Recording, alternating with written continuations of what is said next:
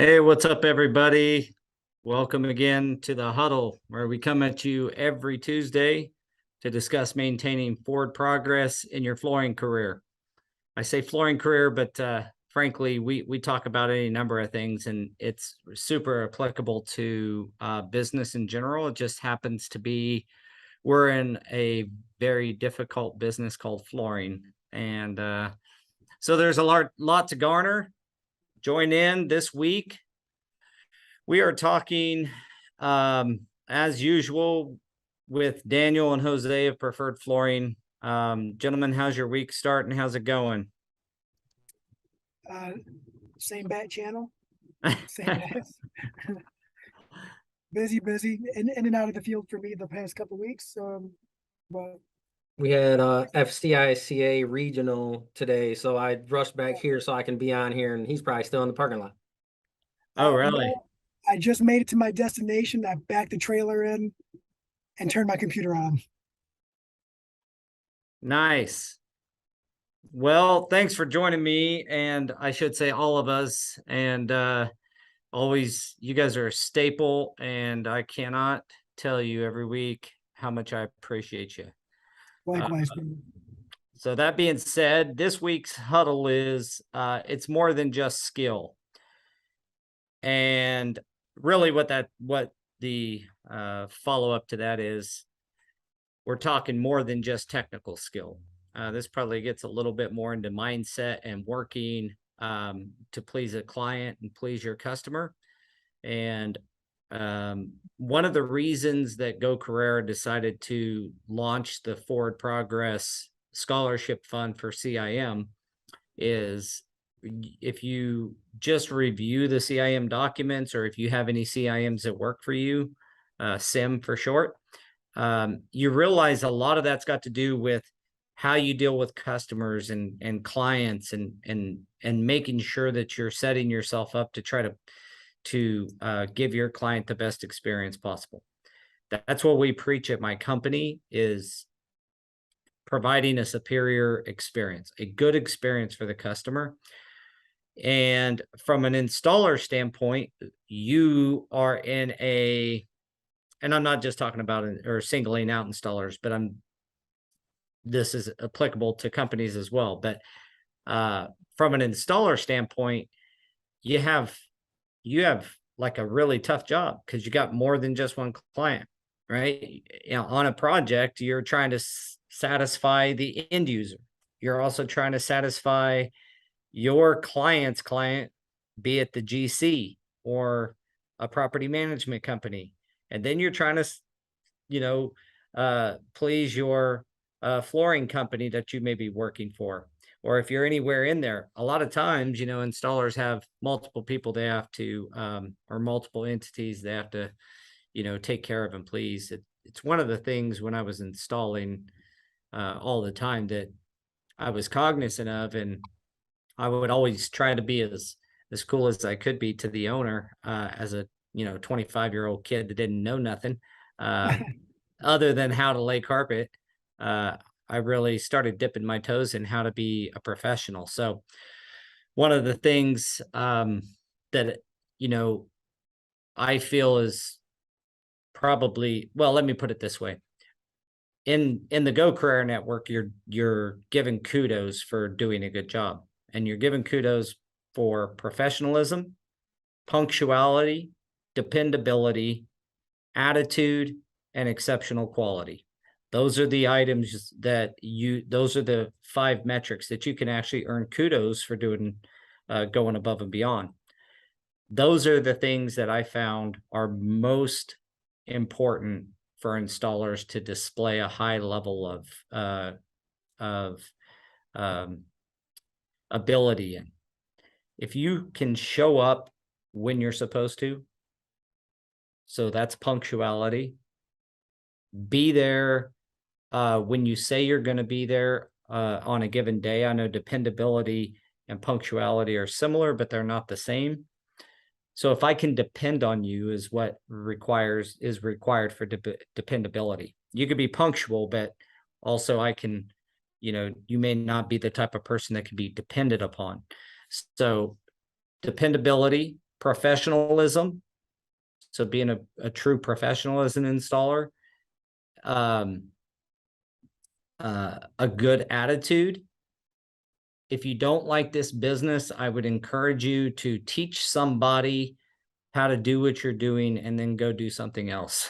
But please replace yourself before you leave. Please. But look, you're going to do this for 8-10 hours a day. You might as well try to have the best attitude possible.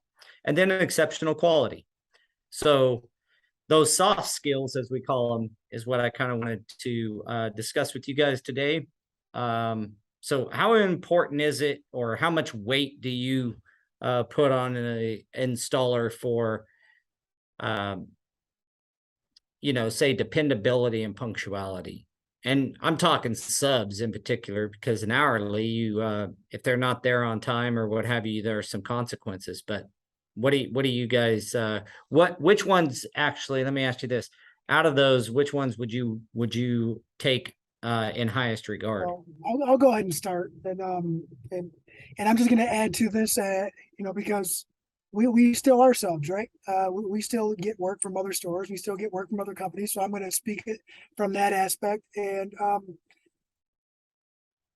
I think it was very important, and I learned early on that creating that standard as a subcontractor working for another store is I was representing someone else. And although my shirts might have said preferred flooring, when I made a phone call to a client or a general, or I presented myself, it was always Jose with so-and-so company. It was never Jose with preferred flooring, right? And I still do that to this day. When I make a phone call, I say, hey, this is Jose with so-and-so. When I meet them face to face, I am wearing preferred. And they say, hey, I thought you were with Banez. We're representing whatever, this company, but this is my company as well.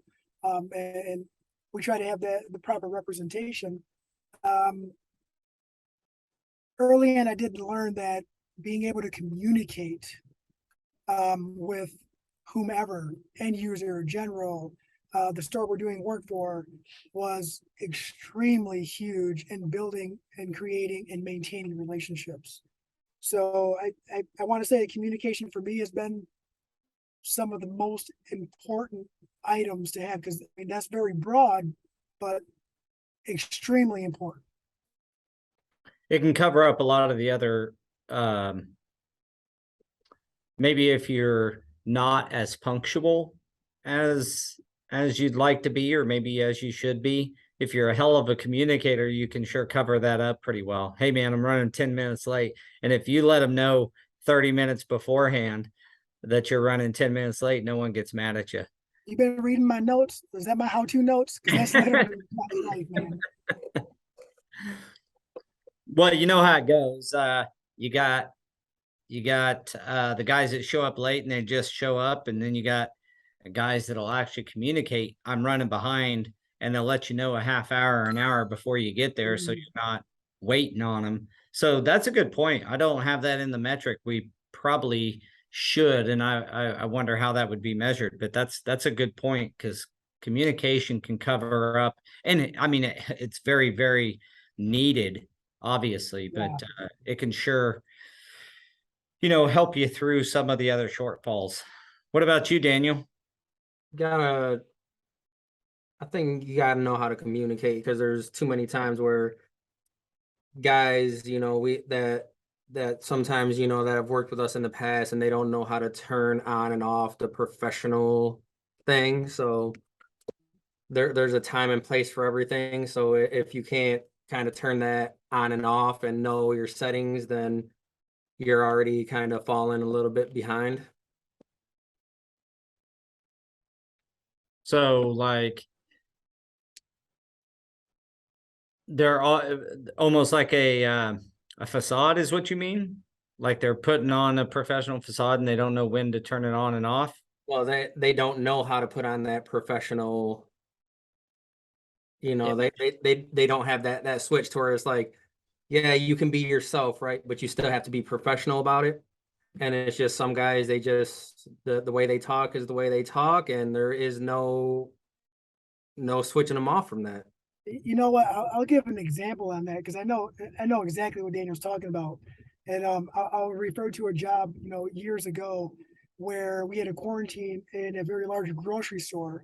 And the only thing separating us from the employees and the customers was a sheet of plastic, right? No soundproof room or anything like that. And it goes back to the out of sight, out of mind thing, right? Like just because we couldn't see people doesn't mean that they couldn't hear us. And I can't, I'm guilty of not always carrying my professional cap. I like to joke around. I like to make jokes with staff, and sometimes you get that unfriendly reminder that, hey, we can actually hear you guys or we can see you guys. And I've been guilty of that, of being on the unprofessional end of that. And all you can do is apologize, and, say sorry, and it's hard because construction there are some pretty raw individuals and individuality in construction when you're installing in the field versus you have a lot of practice in the office setting or the professional setting versus the hands-on setting, where in the commercial world, sometimes you have a whole building to yourself, thousands of square feet. Sometimes you have 200 square feet and you're surrounded by employees and staff, and you have to learn how to hit that switch and turn it on and keep it on for the duration of the day, that project, that week, that month. Yeah, well, and I think we have to kind of recognize there's different types or levels of professionalism. I mean, UFC fighters, the good ones are professionals, but look at the industry they're in. They're professional within that industry. The same guy doesn't necessarily go who's considered a true professional in, say, MMA or UFC fighting may not do so good in a boardroom or something.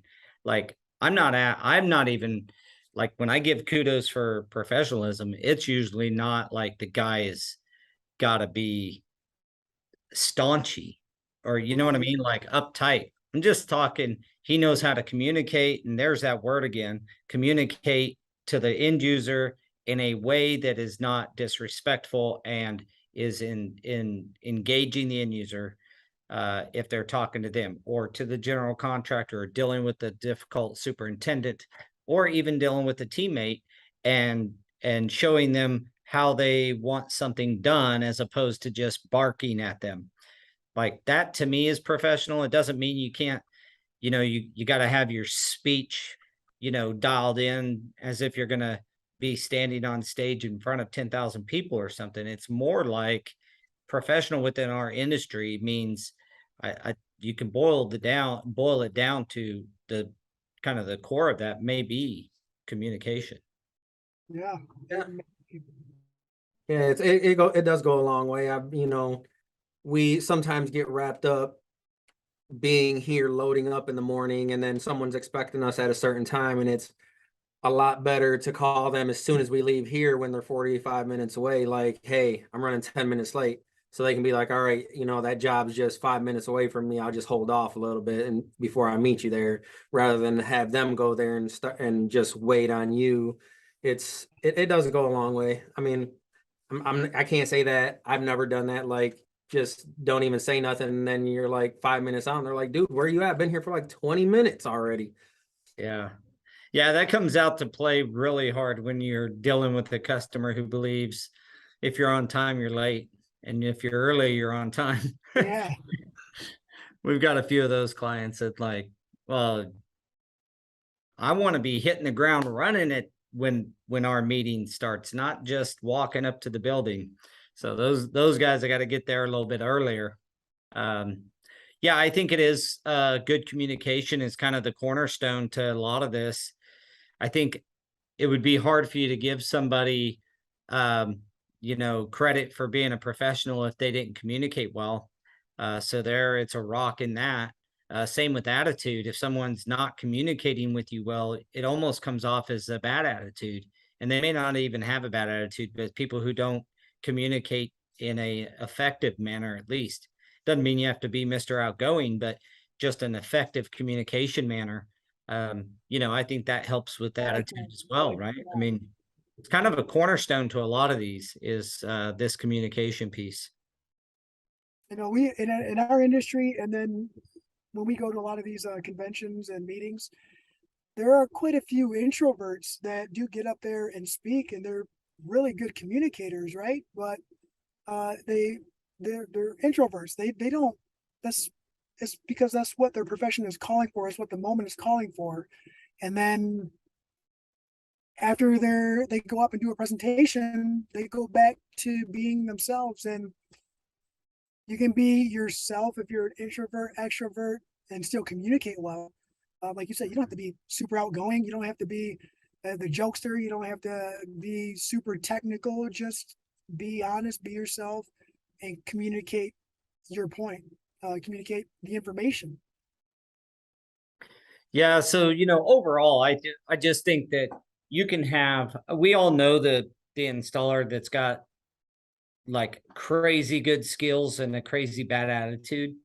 I know a couple, and that's what I'm kind of, you know, covertly addressing here is the guys that got all these great skills, but they're lacking the soft skills of the communication, the and again, communication can bridge a lot of other problems if you're just good at communicating in any given scenario. But it's missing those soft skills where you really care about doing what you say you're going to do, and we all struggle with that a bit. I mean, I know I do. I say everybody, but I should just take that on my own shoulders. I was trying to get some company on that, but I struggle myself with doing what I say I'm gonna. If I say I'm gonna do X, Y, and Z, when I say I have to be cognizant, is why I say I struggle. I have to be cognizant of actually getting that on a calendar and getting that scheduled so that I can make sure to execute upon it. I've had to put systems in place that help me to remember to do those things, because a lot of times you'll be having a conversation with someone and you say, oh yeah, man, I'll take care of you on that. If you forget it, you may have had the best intentions, but if you forget to do it, then so there's a little more than just doing what you say, which is being dependable or being, punctual. It's also about having some time management skills, I think, to make sure that you don't forget these things or forget to do what you say you're going to do. Because frankly, I know guys that they have really good intentions when they say something and then they forget it. Yeah, like I tell everybody, I'm an 80% guy, right? There's some things that I'll get to 100%, but usually I get to about 80%, and then my superpower of ADHD kicks in, and then you get bored and you kind of get sidetracked, and then other items kind of take over that. And it's a matter, like you said, it's a matter of controlling it. I carry around these notebooks all the time because it is a little bit of a reminder to review the dates and everything. Yeah, kudos to your notebook, by the way. I make notes it's for me. It's not for anybody else, right? It's for me. I did try doing it on my phone for a while using the programs on the phone, but handwriting it and going through those helped me out a ton. Do I get everything done? Heck no, man. I'm not perfect. Sometimes I take on a little bit too much, but like you said, it's just a matter of exercising that muscle, right? Getting used to following something to completion. Is some people have it naturally, some people got to work on it. Well, I'm the guy that's got to work on it. Me too. Just because I want to do, I want to be able to make people feel that I care about them when I'm dealing with particularly clients and things. But most of that's follow through on my commitments. And so I've got various ways. I use a calendar like Google Calendar. If it's on there, I'm in good shape. If it's not, there's a good chance it's not going to happen. Yeah, Just being on my to-do list doesn't work. It's got to be like scheduled appointment. right. And I've noticed that like in the office, it's a lot easier to get off track and not hit what you say you're gonna do unless you have something scheduled. But in the field, it was a lot easier because, talking to a GC or, whoever's on site and saying, this is where we're going to be at the end of the day. And then we're essentially working until we hit that point and not leaving until we do. Or, this is where we're going to be at the end of the week, and then split it up, that way what you're doing each day. It is a lot easier than coming in here and being like, it just gets so overwhelming with everything that's going on. And then it's so much easier to get distracted by the little things when you're in the office than when you're in the field, because you already know, like over here, you can be like, yeah, I'll just do that for a minute. And then like an hour goes by, be like, oh man, what was I supposed to do again? But when you're in the field, it's like you can see exactly where your starting and end point is. And you know exactly, all right, I got to be over there and I want to leave in 45 minutes. So that's what I'm going to do. Well, in the field, you get lost a bit in your work too. I mean, like I focus so much better on the installation I'm doing. I'm not checking my phone. I'll go hours and hours and hours and hours without ever even looking at a phone when I'm installing. When I sit at my desk and I'm working on stuff and get an email and then a text message and then this and then that and the other, you got all these distractions. You would think it'd be the opposite, being in a controlled environment that we created. I mean, it's my office. I created the environment and it's full of distractions, you know, whether it's employees coming in, hey, got a second, or an email comes across, like I said, or a Slack message or whatever. I've turned most of my notifications off, but I get what you're saying, Daniel. It's like you got all these little things. That's where I find it hard to really focus. In the field, like you said, it's a little easier from this on this perspective, on this piece, I should say. It's a little easier. I think it's part of when I'm talking about punctuality and dependability, professionalism out there. It's just, if you say you're going to be somewhere on a Saturday at noon to meet a bank to open up the door and do the job, you got to be there on Saturday at noon. That's what you said you would do. It's those kinds of things where you really damage your reputation if you let people down too many times. And you damage your reputation with yourself when you say you're going to do something and you don't do it. You're losing credit with your own self. I know that sounds a little odd, but one of my mentors said that's probably the most important promise you can keep are those promises to yourself. It bleeds over into how you treat other people is how you treat yourself. So it's a little mindset stuff there. I have a question too, like, and this is broad and this could incorporate more people, is how much of these distractions and how much other items are the cause of a lower grade of communication, right? Like how much outside stress or how much stress causes us to not communicate well. Like, what is it? Like, how can we mitigate that? How can we find other things to help our environment, whether it's in the field or in the office, at home, so that way it doesn't affect our ability to communicate and be at the top of our game. Like, I'm always open to ideas like that because every day is different for everyone, for myself included. I think fear is probably the number one killer of communication.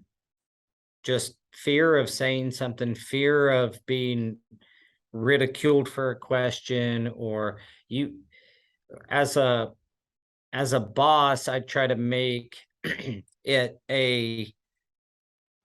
make it easy for people to come to me to ask questions.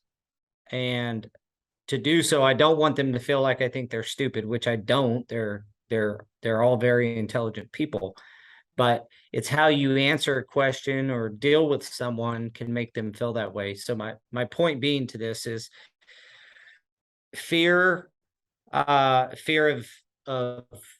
especially the introvert people you spoke of earlier, Jose. I think fear is one of those things that just make people clam up and shut down. I'm an introvert by nature. That's the 100% truth.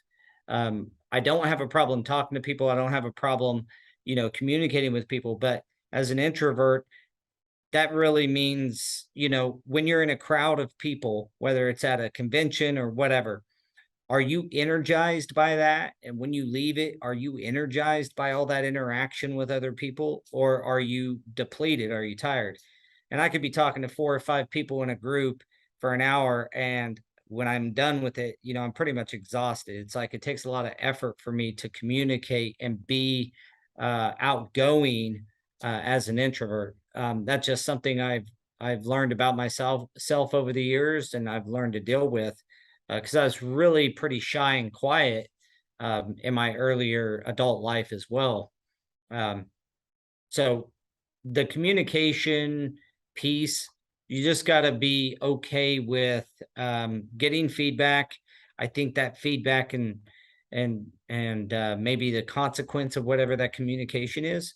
That's why you don't call the person, right? That's why some people don't call you to tell you they're running late, because they don't want to hear you say again, or dude, I got to leave in 10 minutes. You got to get here now. Whatever the response is, they're just like, I'll get there and then deal with it.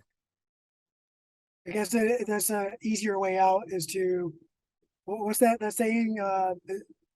Easier to ask for forgiveness than permission. Yeah, Yeah. that's true sometimes. Sometimes some people live and die by that. It's kind of hard, but the insight you just gave me,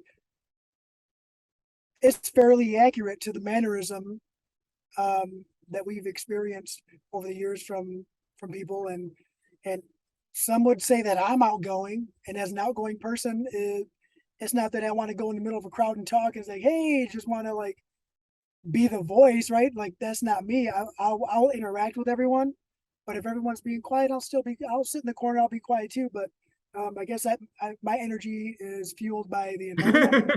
He will not just sit there and be quiet. Oh, I that's have a funny. lot to say about brother. everything, but I do like to interject. I like to bring humor to everything, and I like to laugh and I like to have fun because I truly enjoy what I do, no matter what I'm doing.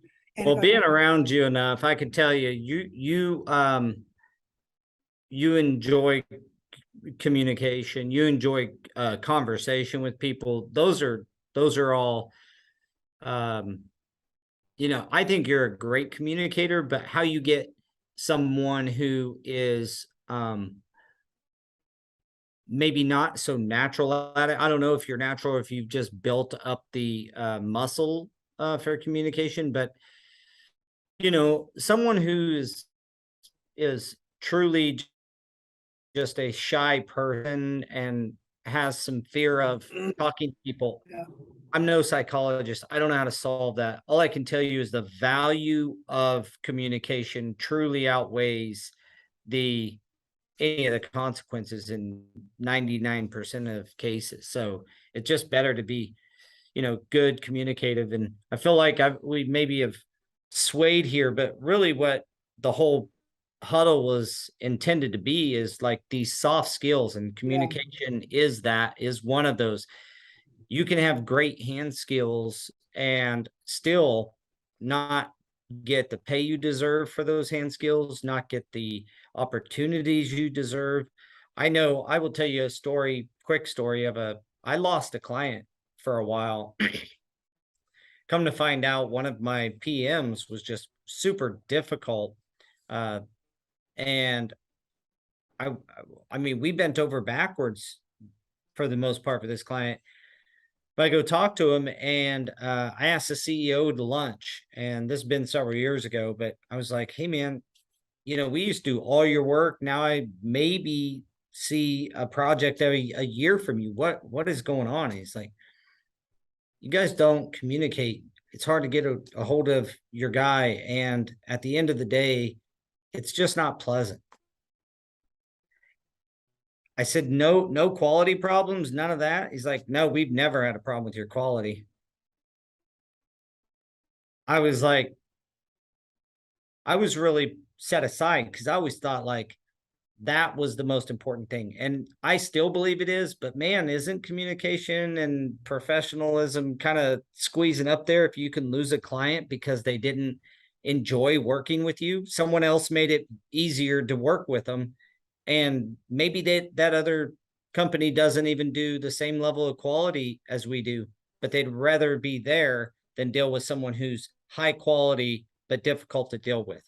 So, you know, That's those a good the point, soft man. skills, and the soft skills are a true thing. You can win and lose work dependent upon your level of ability in that arena. So I do that's like my that 2 view. cents. I do like that view, and I might never have viewed it like that either, right? Because you kind of rely on your hard skills, your hands-on ability to help sustain some of your clients. But yeah, you're right. I guess and the same thing for me. I never really looked at it like that. If I'm not communicating, if I'm not communicating well with someone else, they have every right to not like that and go elsewhere. Easier communication, If you're is you- peace of mind. if you're making their life hell, or if it's just not pleasant to deal with you, the clients who realize, like, I got to do this stuff for 8 hours and 10 hours a day, like I said earlier, you should enjoy it. Well, those clients that realize that, they're like, you're no fun to work with, man. You're hard. If you're difficult to work with but have the best skill, you're still not recognizing your potential. I think that was really what I wanted to like make sure Yeah. is clear. You can be wonderful from a technical install perspective, but if you're difficult to deal with and not pleasant, and you know, don't do what you say, all those things, you're not realizing the potential that you have to in earning money, in earning respect, and in influence, in your influence in the industry. You can kind of flip that, right? Because in the groups, there's a lot of talk about customers that are horrible to deal with and how they hate doing that. But then you kind of got to look at that, you know, with yourself too, because sometimes like you said, the customers don't want to deal with you because you're difficult to deal with. It's not it goes both ways. It's not just always the customer. We've had, you know, calls here at the office to where, you know, I'll answer and they'll be like, you're like the sixth person I've called and the only one that has answered the phone. Yeah, that's a big thing these days, especially at the office. But yeah, you know what's interesting, you bring up the Facebook groups on that, is never do I see in those groups, like, guys, I'm having problems connecting with my customers. I've had, you know, I constantly have bad customers, or I have customers that are difficult to deal with. Maybe it's me. What are some Going on, tips? right? What are some tricks? If it's always happening to you guys, there's a common denominator there called you. Not every customer is hard to deal with. There's certainly difficult ones. I mean, I got some that are hard to deal with, and I just got to barrel through it. I also have great ones. If all I experienced was bad customer interactions, I probably need to look at myself, and that introspective attitude could go a long way. So that's a good point, Daniel. And I also wonder, like, these soft skills, I wonder is there a way to gauge it? Like, at what level are you expected to have this certain set of soft skills, right? From entry level all the way to management. Um, like, is there any way to template expectations? I don't know about expectations. I could say that I think it's like walking for a toddler or for an infant.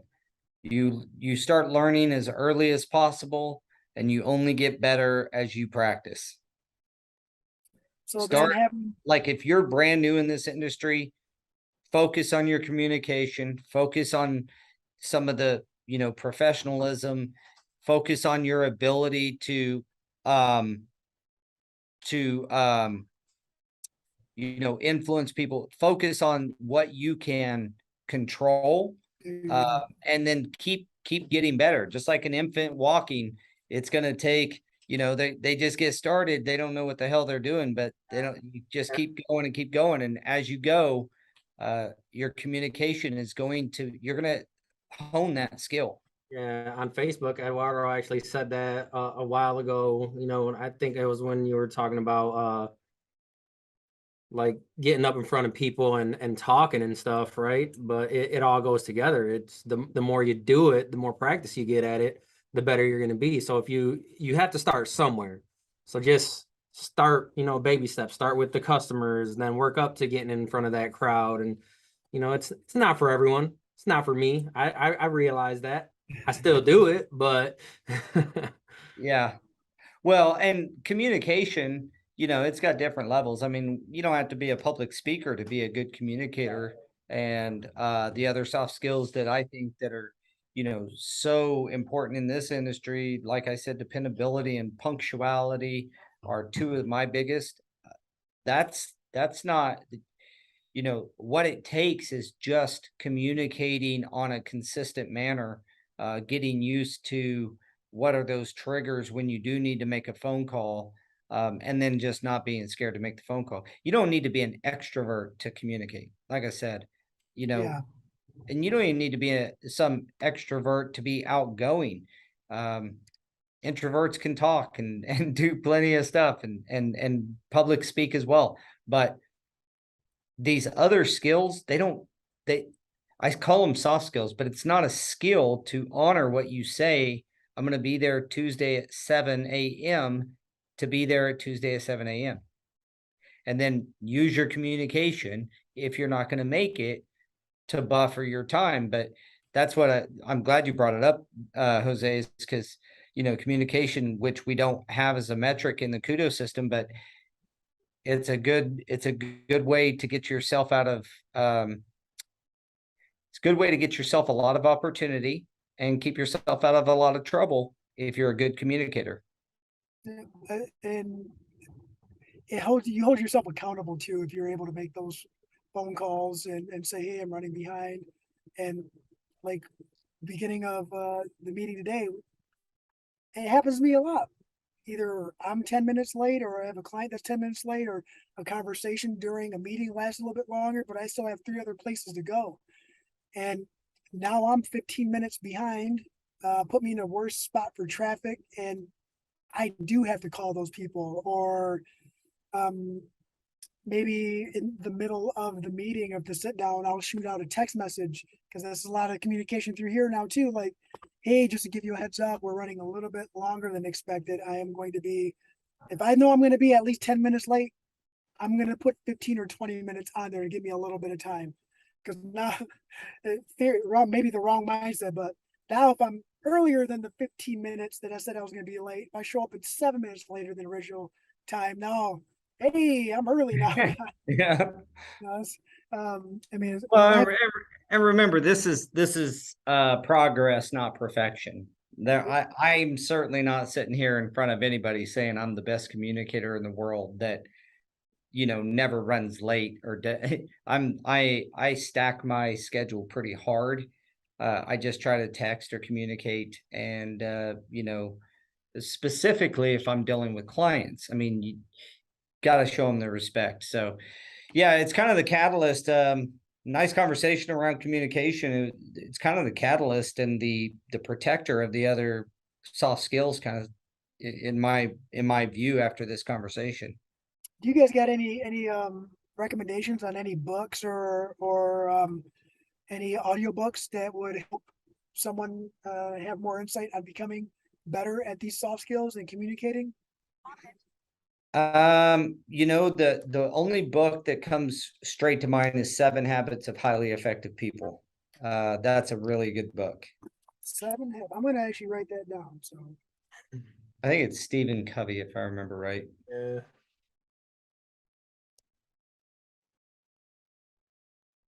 I really like listening to audiobooks, man. I don't know how or why I seems to be the only time that I can fit something in when I'm zoning out. Well, I mean, you Really probably, as much as you're in your truck driving around, if you're listening to audiobooks, you probably have a master's degree in whatever you're listening to. I'm all over the board, The man. All equivalent over of the board. a master's degree. Oh yeah, I mean, you could have half a master's in how to run a softball league, and then half a master's in running a flooring company, half a master's in raising children, cooking barbecue. you I know, don't know. perfect short ribs. Anybody says they have a raise some children, they're lying. No doubt. All right, guys. Well, thanks for coming on this week. I know it's a little bit shorter, not much, but it's interesting how some of our conversations, which way they go. I actually learned more than you know, I was anticipating just kind of throwing out there these soft skills and having a discussion, but you know, I don't even have communication on that list, and it's pretty clear. It's like the catalyst to everything. It's So tied right into it. what Yeah. a way that these things kind of, you know, what you learn. You know, you can be the moderator or the head guy at anything and sit there and learn if you just want to, if you just have open ears. So learned something today. So I want to thank you two for joining me and having good conversation. We'll see you next week, and you guys have a great week. Hey, Thanks. thanks. You You too, too. brother. All right, guys. Thank you. Have a good one, guys. All right, bye.